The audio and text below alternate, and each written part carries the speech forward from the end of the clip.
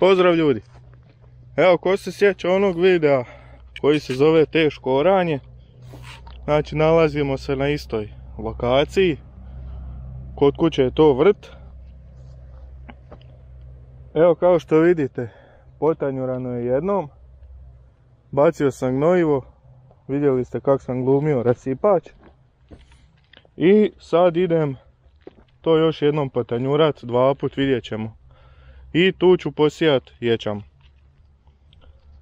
Ječam iz razloga što je ljetina i kad ga skinem planiram ponovo poorati i posijat zelenu gnojidbu.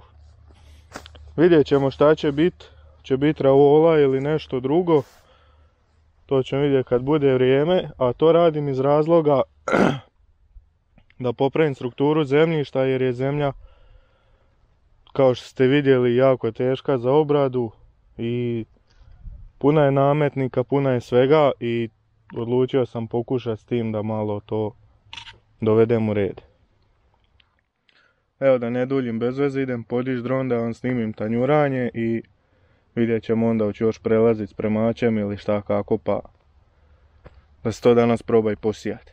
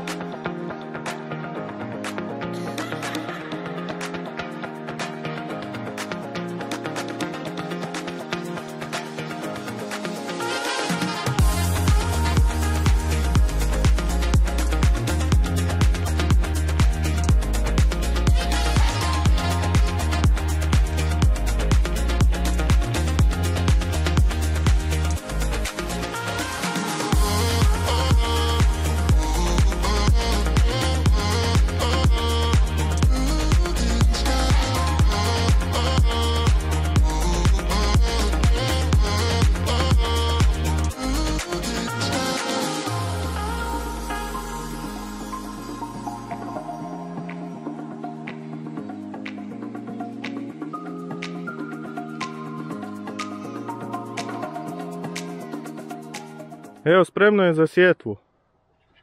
A evo sad ovdje se vidi šta je prednost V tanjurače. Znači, nisam uopće išao sa sjetospremačem ni sa ničime. Znači, ovo je samo tanjurano. Prednost je što nema onih crta. Znači, evo, samo jednu na sredini imam. Znači, išao sam u krug. Znači, išao sam s ovom stranom vamo, a s ovom tamo. I u krug. I znači dobio sam samo na sredini jednu crtu. Nije 100% ravno, kako bi bilo da je sjetvospremač, ali nema veze, sad ću to posijati sijačicom i onda izravnat će se, tako da nije toliko bitno. Evo, jako lijepo se istanjuralo, ali do duše išao sam to barem 5-6 puta. Ima duboko i ima sitne zemlje. I evo, sjeme sam nasuo i sve. Idem to sad posijati i onda ću vidjeti hoće trebati drljati ili će biti dovoljno samo ovako posijano.